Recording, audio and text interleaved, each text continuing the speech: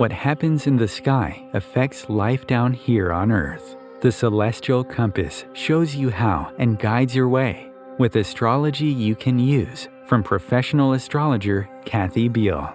Every episode features her light-hearted, practical forecasts and navigational tips, blended with humor, optimism, and a love of patterns, symbolism, and pop culture references. Kathy translates technicalities into concepts that apply to real life. You'll learn how the current moment ties to where we've been, from the recent past to cycles that last happened years ago, and get a look at where we're heading.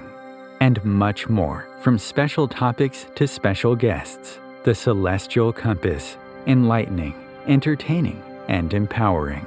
Here's your host, Kathy Beal. Greetings, Earthlings. This is, in fact, Kathy Beal of EmpowermentUnlimited.net, welcoming you to yet another exciting episode of Celestial Compass. All I'm going to say about the forecast for the month of December is that Mercury is retrograde in Capricorn until the 23rd, at which point it scoots into Sagittarius. Mercury and Jupiter are both going to station retrograde over the New Year's weekend. Until then, all bets are off.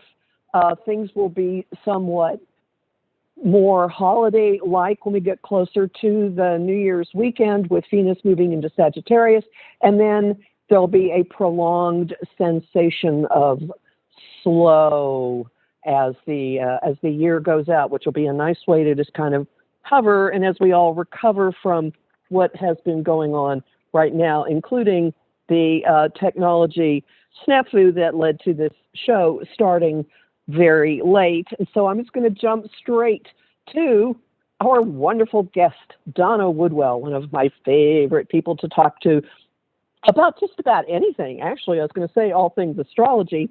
For those of you who, for some strange reason, don't know Donna, though she attended grad school to become a foreign correspondent, she had no idea how foreign she'd get. After exploring ancient and modern astrological, magical, and mystical practices for more than 25 years, she teaches witches, pagans, and astrologers how to unleash their unique genius into the world at her site, magicandmystery.com. Welcome, Donna. Hello, Kathy. That was an introduction. Well, you are, in fact, here. So, yay, I am. Against It's many odds. so retrograde-y. So retrograde. Yeah. I woke up to the power in my town being out, and it's still out for a significant part of it. So, Mercury retrograde in Capricorn, systems, infrastructure. You got it. Anyway, that's really Such not Blake stuff. We are not here to complain. We are here to look ahead at 2024, which is something you and I have done every year that my show has been on. And I have the sense this year is going to be quite different from last year. You agree with that? I think energies are going to start getting unstuck. I'm going to go on record as saying they're going to get unstuck. Now, that doesn't mean that people are going to necessarily like it. I think many of us will be like, you know what? I am tired of waiting for it to be better. I'm going to put on my big girl panties and make it better myself. Yes. What do you think? My theme for the year actually fits in with that. And my theme for the year comes from looking at the Aries Libra eclipses, and that theme is out of my way. Well, we're going to talk about this, I know, as we go forward, but whenever the eclipses are in Aries and Libra, and the North Node is in Aries, that also lines up with an 18-year cycle called the Major Lunar Standstill. And it means that the moon is either higher above its normal track or lower beneath its normal track, extra high, extra low. It's out of bounds. And, out of bounds is exactly what it sounds like. You know, anybody who watches sports, out of bounds. It's like beyond the field of play. So the moon, which is such a big part of our lives, our moods and our feelings, you know, some would even say like our emotional motivation, it's not playing by the same rules.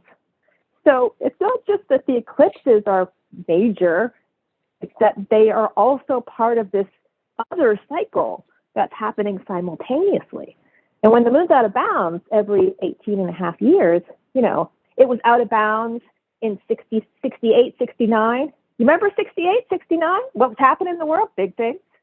It was out of bounds in 1987 into 1988, 1989. What was happening in those years?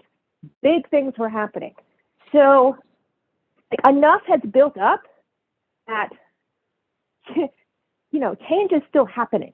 Change is not going to stop happening anytime soon. Don't even count on that. But I think a lot of things that have been pent up and frustrations are finally going to break the dam, and we're going to see some interesting movements. What I think about as you're saying this is kids in grade school who are cooped up in the classroom and then get to go out for recess and run around. That's some of the energy we're going to have.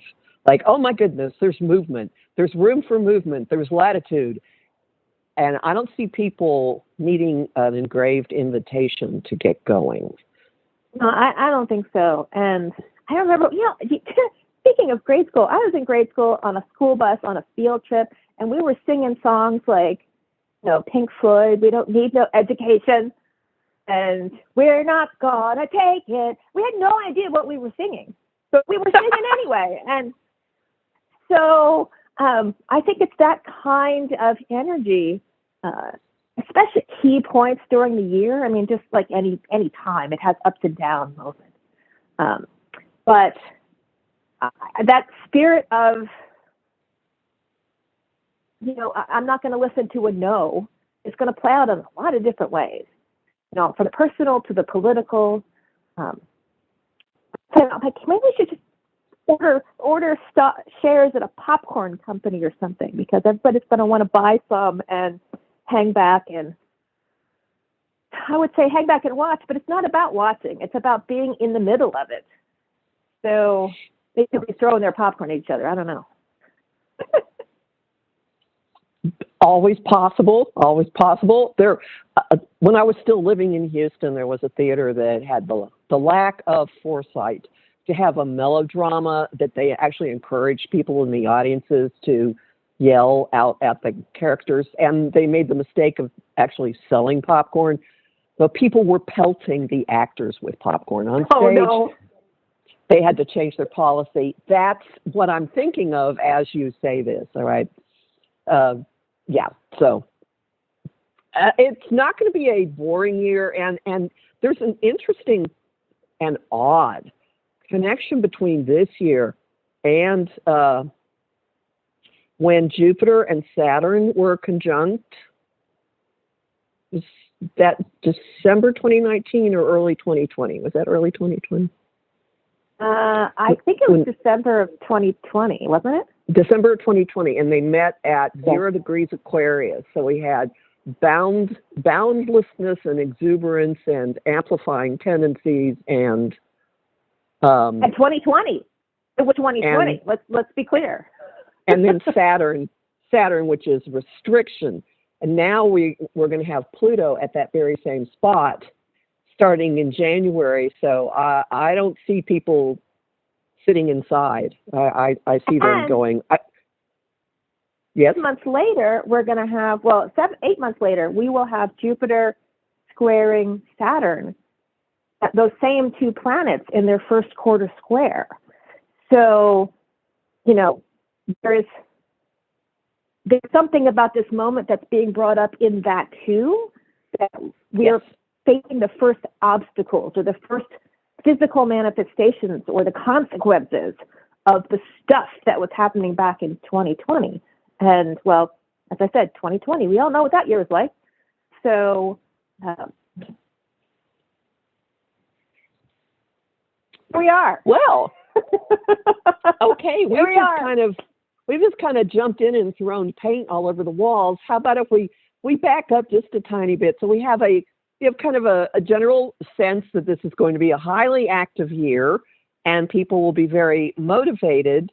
Are there particular times that light up for you? We were speaking on the phone earlier about April being a big month. I think we both agree that April sees the eclipse, the total solar eclipse across North America in Aries, and that's going to be a show. If you happen to be anywhere near the eclipse line, you should go out and watch it, because I was just looking at the maps, and during the totality, you will be able to see all the visible planets. All of them will be out on the same side of the sun. So Jupiter and Saturn and Mars and Venus and Mercury will all be visible. It's in the sky. Isn't that epic? So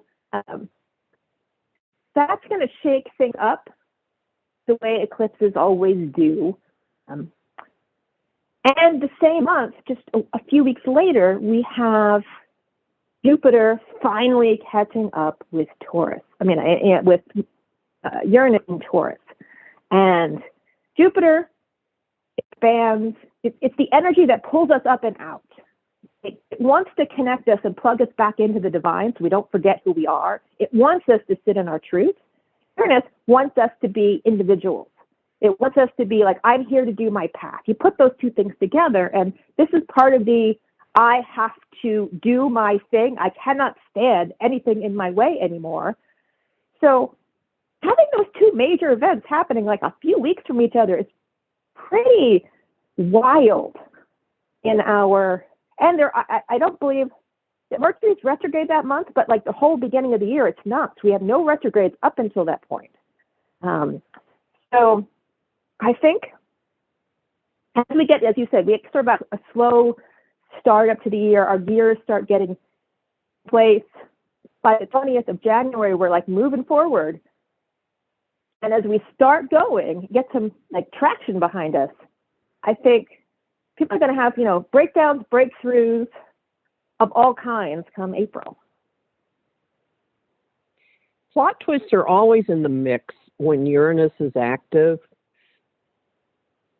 Always, one way or another. You can sit here and you can plan what you think you're going to do with the year, and there is the thing you couldn't possibly have thought of that will show up. In fact, that's one of my truisms of stage managing, that the one thing that it doesn't even occur to you to plan for is what will happen. And then the next time around, you'll plan for that, and something else utterly unexpected will happen. So for those of you who are looking at the calendar of April and starting to fixate on this, first off, no need to worry.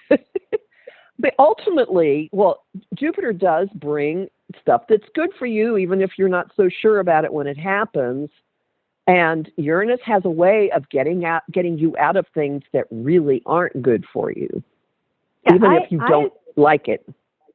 I remember when Uranus was at a pivotal place at the bottom of my chart, and it was lighting up my chart like a Christmas tree. And I was deep into my 9-to-5 fundraising job in a nonprofit organization, and I knew I didn't belong there. It had been bubbling for months, and I even resigned, but I didn't leave. I'm like, well, I'll wait till they find someone to replace me, and none of those things were going to happen. So I finally was faced with a senior vice president who borderline sexual harassment suit situation. And I was like, whoa, this is a note from the universe that I have to go now. I finally looked at a chart later. I was like, oh, well, that was what that was about. And I had no plan. I just knew I didn't need to be there. And so I jumped ship because the universe was telling me I had to move. And it wasn't about my ego. If you'd asked me, like, logically, I was happy. I had a staff. I liked my job. I just knew deeply I didn't belong. So it's moments like that I think, as Kathy said, Don't look at your chart. Don't look at the calendar and say, I'm going to plan to do this in April, because it's something deeper in you trying to light you up, get you on a path to be more of who you were meant to be. Right. And trying to figure out in advance what it's going to be is a waste of your energy. You will be surprised, some aspect of it. You will be surprised. But just backing up a tiny bit, I would just like to encourage people to look around now while they can think clearly, even if Mercury is retrograde, but now until Pluto goes into Aquarius on the 20th, and then Uranus goes direct on 27th. We're really doing Saturn stuff now.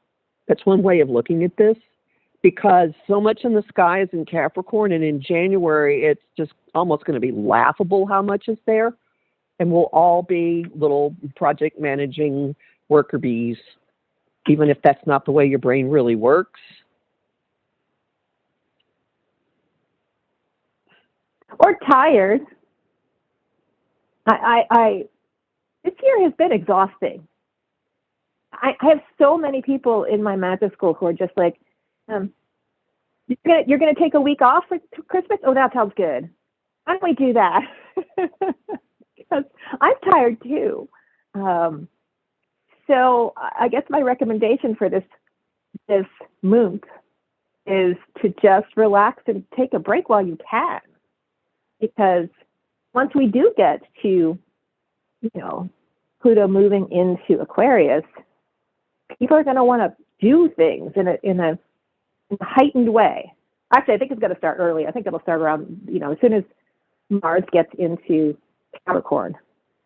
People are going to start like, I need to start moving things around. I need to do something, and then it's just going to get crazy. So if you've had cabin fever, please look at this as good news.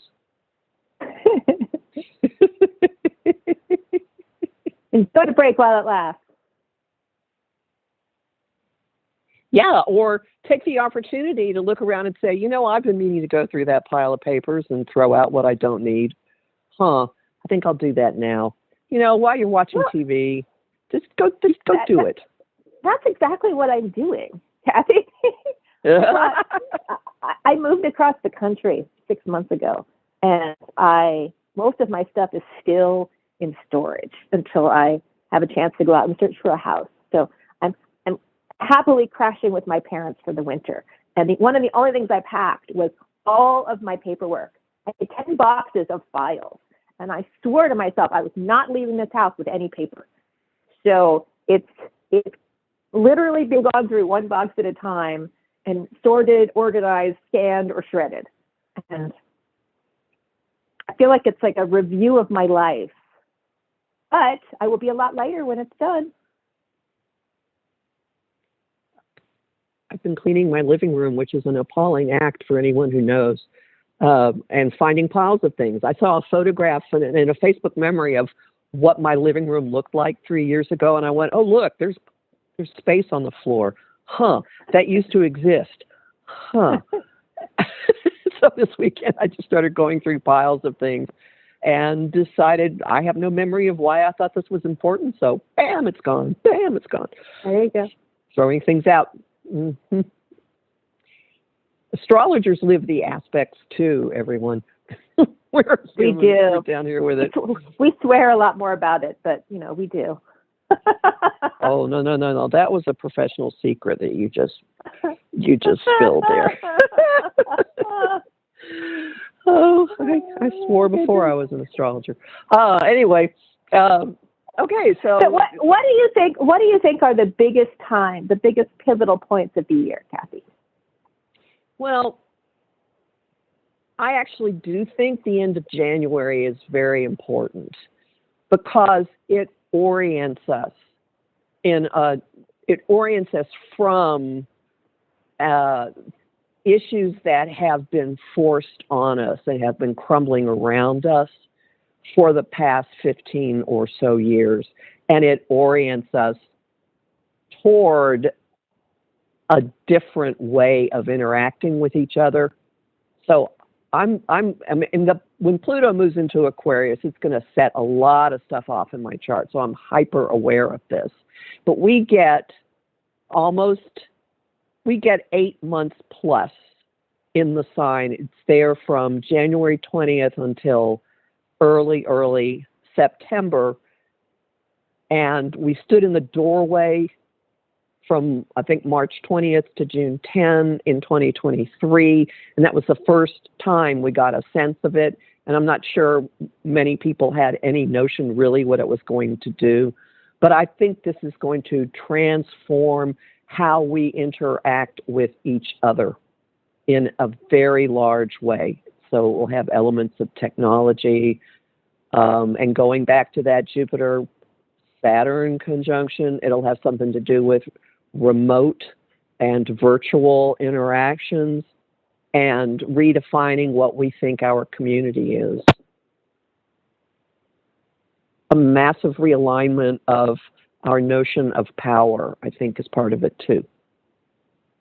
But it's gradual, because we're just kind of standing and looking and going, oh, I see something kind of off in the distance. Huh, what is that? I think that's the thing that we haven't really been talking about so much yet in the astrology community. It's that this is really the beginning of a massive energetic shift, because between now and 2026, all of the outer planets move from yin signs. They're moving from water and earth signs, receptive signs, into yang signs. So air signs and fire signs. And as Pluto's the first to go into airy Aquarius, but then Saturn and Neptune will move into fiery Aries, and Uranus will move into another air sign, Gemini. And as all those move through, our responses to things will feel like going at light speed compared to where they're going now. So if you think things are going too fast now, just wait, because things are going to pick up speed so many different levels. And the pent-up technology shifts that, you know, the people have either not wanted to deal with, or just like, I'm too overwhelmed, I can't look at that right now, are going to be in your face and have like real world consequences. And they're going. So I think that movement of Jupiter into Gemini gives us a little taste. When we have Pluto in Aquarius and Jupiter in Gemini, that's a taste of where we're going for like the second half of this year. Reminds us that, you know, the days where we got to like to school, got a job, we got our paychecks, we didn't think about learning anymore, we just did our jobs, are over. This is over. So we all need to adjust to the concept of keep having to learn. Learning is a lifelong thing. And as we continue to grow and be retrained over and over again, that is the new norm. So if that sounds horrifying, I don't know what to tell you. Find your curiosity. Can we do that?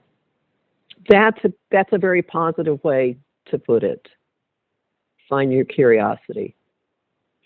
Also, as you're describing this, it really strikes me, Jupiter and Pluto will be in signs of the intellect and signs of words, signs that can sometimes, frequently, be detached and cut off from emotion or impact on other people. And we kind of have a triple whammy of that going on this year. The Pluto in Aquarius could have a noticeable streak of concern for the brotherhood of man, but maybe not recognizing the person right in front of you. And I would think Jupiter in Gemini could also be part of that. People just running around with ideas and saying things. Gemini can be fairly filter-free and not thinking through that there's an actual human. You've just said this too. Yeah. We can't all be robots. No. And as you said, it's going to be, I mean, emotions often get short shrift in our culture. And I think that's going to, I mean, we've had signs tied to emotions for the last little while as we've marinated in them. Some of that's going to be less recognized as we move into what's next. And I think that will be interesting. Neptune's still in Pisces for another year and a half, 2 years. So we have a little bit of cleaning up in that area to do, that watery stuff.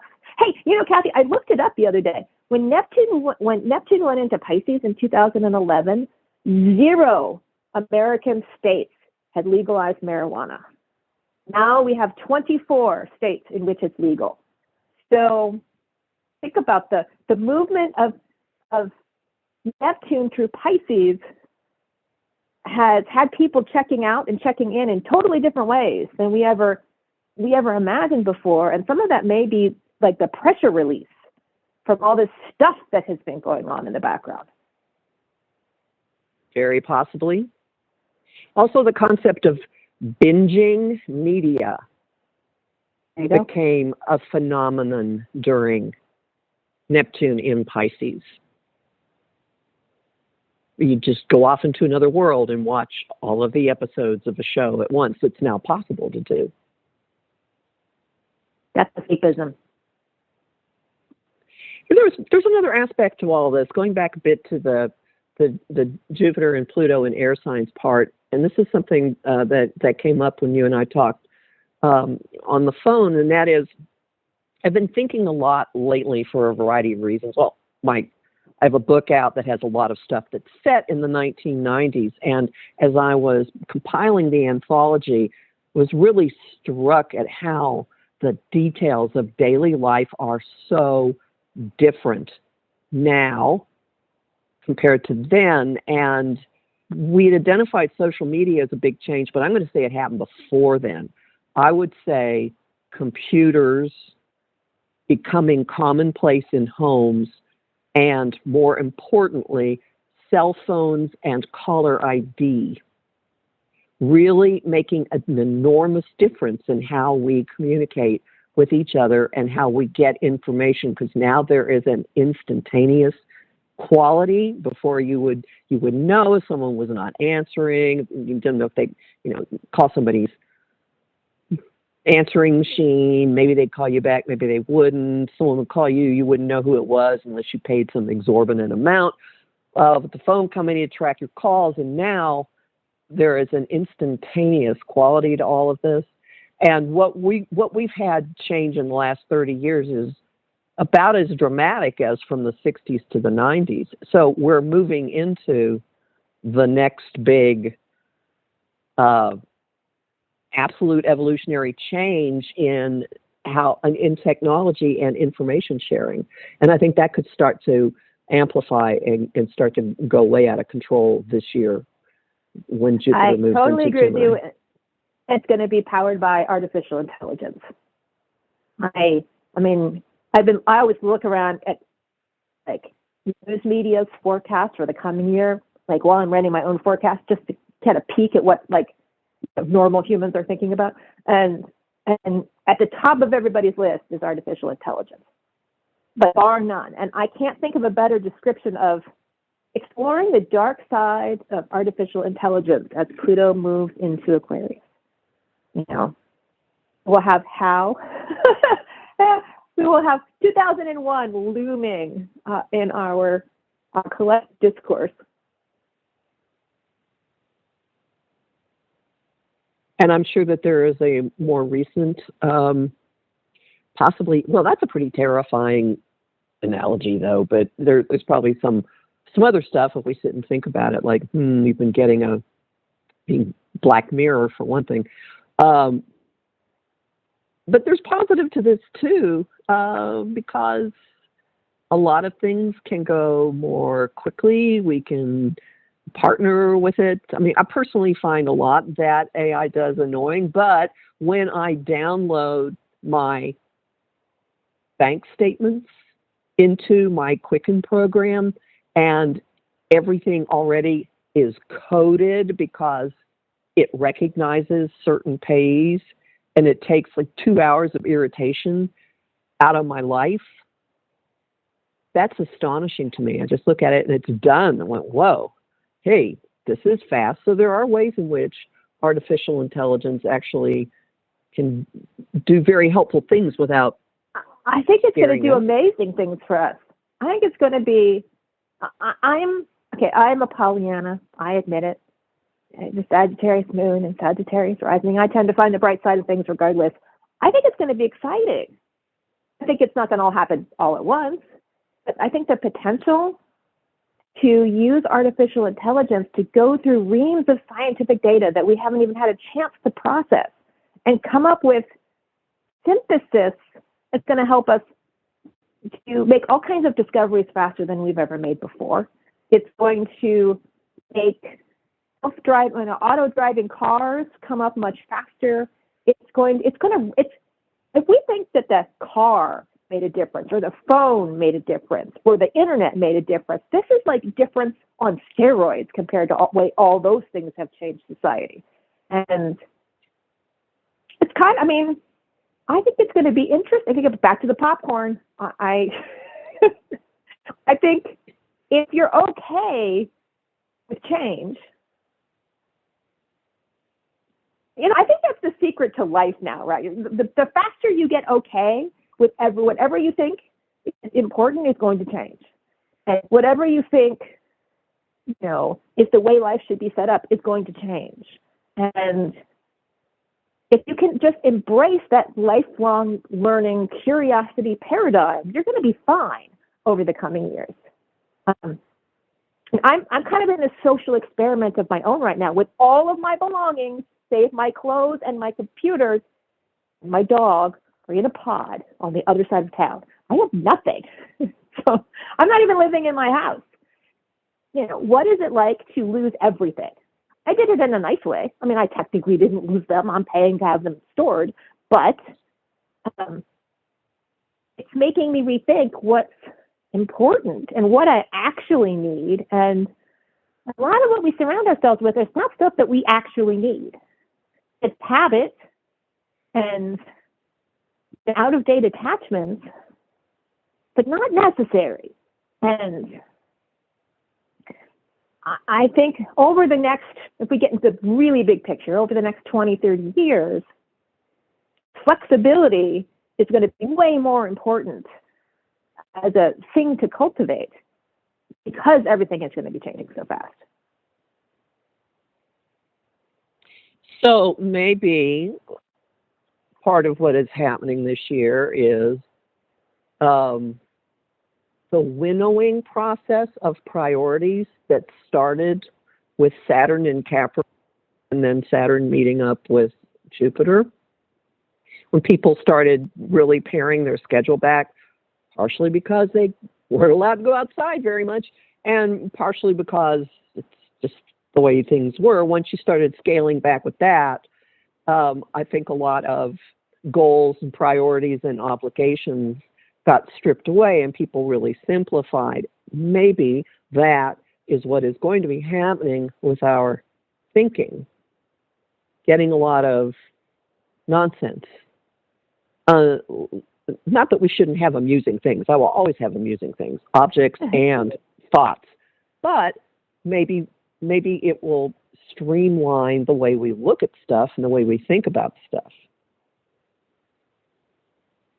Just an idea. So maybe that simplifying process moves from the physical realm to the mental realm. There we go. Those are the words. Yeah. I knew the words were there somewhere. Pluto purges. Aquarius is a fixed air sign. So it's algorithm, the ideology, the artificial intelligence, all of those things. And Pluto shows, it purges the stuff that's unnecessary. It shows the dark side of them. It shows the ramifications or the consequences, in their extreme cases. So there's a lot of mental cleaning up that I think has the potential to do as long as Pluto is in Aquarius, especially collective mental stuff. And we have a lot of collective mental baggage. We just don't currently have a processing system for dealing with our collective baggage. You know, you can go to the therapist and deal with your personal baggage. You can write in a journal and deal with your personal baggage. But how do you deal with collective baggage? And Pluto's going to challenge us to do that over the next 30 years or so. My dog agrees. Yes. Yes, she does. Excellent. So we have identified the end of January, then April, pretty much all month, as important times. Jupiter moves into Gemini about 2/3 of the way through May. Anything else lighting up for you as particularly stand out for this year? I think those are the biggest things that people are going to feel, that Jupiter Saturn square is in August. Pluto goes back into Capricorn beginning of September until like the 19th of November. So if all of this wasn't enough, you know, it is an election year in the United States. But I read this morning, it's an election year in 2024, 4 billion people. There are elections happening all over the freaking planet. There's an election in coming up not that long in India, in England, in all different parts of Europe, parts of South America, parts of South Africa, elections everywhere. So it's an interesting year as we come together and try to figure out our collective stuff, what it means for us. And when the United States election is happening, Pluto will have gone back into Capricorn for like a couple months, which that will signify. But I will have to talk about that in another event because we don't have time for that at this radio show for sure. Right. And then Mars is retrograde at the very end of the year. It starts in December and will be retrograding at the start of next year. And Mars retrogrades always have us retreading ground. So the stuff that we've gone through this year, if we think we're spinning this year at the end of the year because Mercury is retrograde, we will get to the next 2024 when I think people will be like, whoa, that was a lot. So.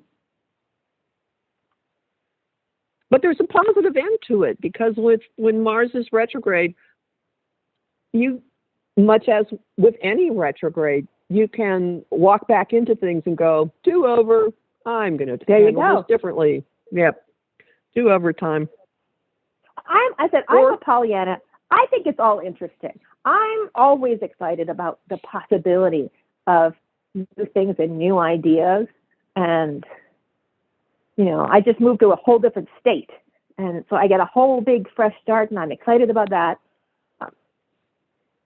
But it kind of depends on how you approach the situation.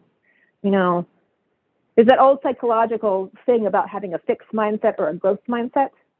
You know, fixed mindset is the way it is the way it's always going to be, and there's nothing I can do about it. A growth mindset says, you know what, I can learn. I can learn something new. I can learn from this situation. I can be different through opening your mind to other possibilities. I think those who have a growth mindset will be tremendously intrigued by what the new year would bring. If you have a fixed mindset, you may find that life keeps subtracting things, trying to get your fingers to pry off of the stuff that you're clinging on to so that you expand your reality bubble, so to speak. My experience has been that the harder you cling, the harder the impact to get your hand to let go. So start experimenting with how can you look at something differently. Because sooner or later, I mean, especially in April, when Jupiter and Uranus conjoin, kablamo. Now, I actually want to back into that and address some fear mongering that I'm seeing widespread online. Okay. because Jupiter and Uranus are going to meet in the sign that rules money. And some people seem to think that this is a very bad indicator for the economy. But my planet of latest degree is Jupiter. So much like you, I look at the benefits. And this does not have to be a disastrous time. This can be a surprisingly, in ways that you might not think about it in advance, surprisingly fruitful. There's a good word. Full of resources, new resources, different resources. Does not mean that your bank account's going to blow up. I would also point out that traditional astrology would not indicate that Taurus rules money. So there's a subset of astrologers who... Exactly. There are sub... It kind of depends on the kind of astrology that you're talking. I understand what you mean about the fear-mongering, but I would also point out that we pick things that make sense to us, and then we can blow them all out of proportion. And it's always good to remind yourself that other people speaking other languages may see it totally differently. Well, all right. From a traditional perspective, what does this Venus-ruled sign... You would see, well, Jupiter seems to be very happy in the sign of Taurus, for starters. Yeah, way happier than he is in Gemini, that's for sure. Mm-hmm. Yeah, I'm not saying that our financial systems are in flux for a number of reasons. We're still recovering from the biggest global shock of the century, of having a shutdown for a pandemic. We haven't recovered. Everyone's sort of reverberating from that. And as the numbers keep going up for the disasters for climate change, $1 billion here, $1 billion. We used to have like maybe $1 billion disaster a year. Now we have like, $30 billion disasters. All that money has to come from someplace. It doesn't just, So these reverberations, these shocks, and we're not even talking about the wars and the impacts that they've had on commodity sales and all that kind of stuff. That creates instability and uncertainty, and that's not going away. I think it's going to be hard for anybody to predict, just looking at astrology charts, when things are going to get wonky. So, because they are wonky, they're just wonky, and they're going to be wonky for a little while. And this isn't the place to debate that. That's not where I would be worried about. I would be more focused on the question of how are your thoughts and beliefs creating your reality?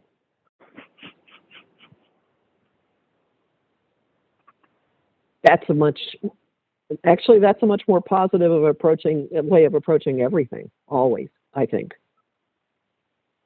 Because they're at least influencing your perspective. They're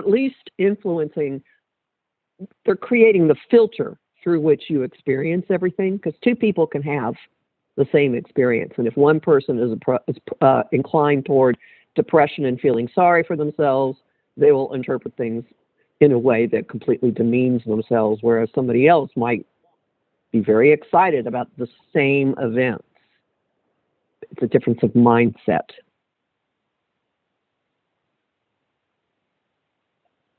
I think that's part of the real lesson of all of this, is that you move into these air signs, it's intellect, and your mind says more about how you experience reality than many other things.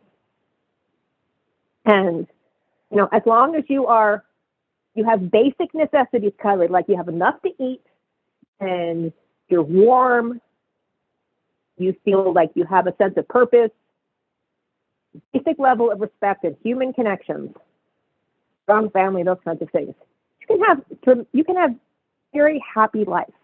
It's not about all the stuff that you have, and it's certainly not about all the messy thoughts that you have in your head.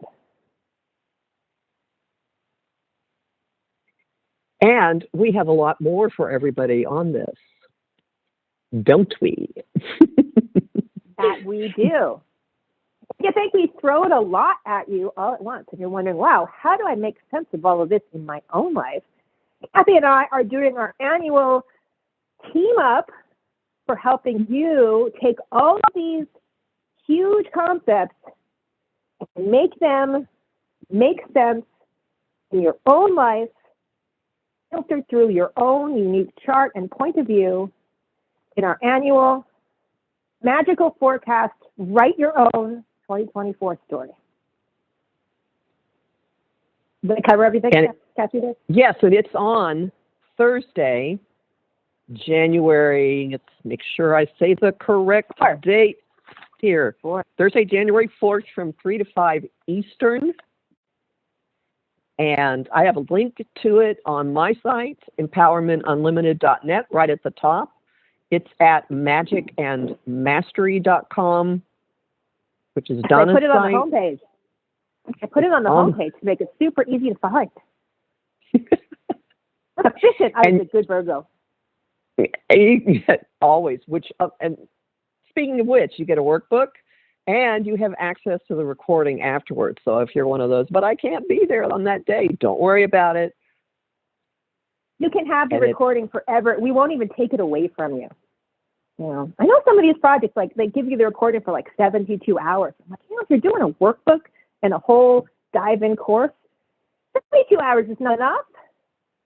No, you need access to the info. Yeah. And you may want when moments April comes up. Yes, you're going to want, what did they say? What can I do with this? What can I do with my crazy life? Just pay attention to what direction you're facing, because that will end up being really important, because that's the way you're going to run. So you can already sign up. You can reserve your spot, and it's remarkably affordable, and you get both of us. You do, and like our personal attention, and it's. I think this is one of the most fun events because we make it like astrology Mad Libs. You know those Mad Libs where you like fill in the blank with your own little, and then read the story back to you. It's kind of like that, only with your astrology chart. So you'll play, and you'll learn, and you'll spend a lot of time thinking about yourself, which is everybody's favorite topic. Anyway, so and what you want to do, what you want from the year. We can talk about all these things as generalities, but how do they apply in your life? Like, what do you want to create for yourself? And sometimes I think we don't give ourselves enough of a chance to even think about what we want because we're so busy reacting to everything happening around us. And with that, I am going to thank you for being on my show again and predicting with me and just talking about what we see coming. Your website again for everybody is? magicandmastery.com. Right. I thank you very, very much. And everyone remember that my forecasts are at ontimes.com, and they're also on my site, empowermentunlimited.net. And I hope that we will see a whole bunch of you guys on our little fun event in January. So have a great rest of the year, everyone, and we'll talk to you again in January.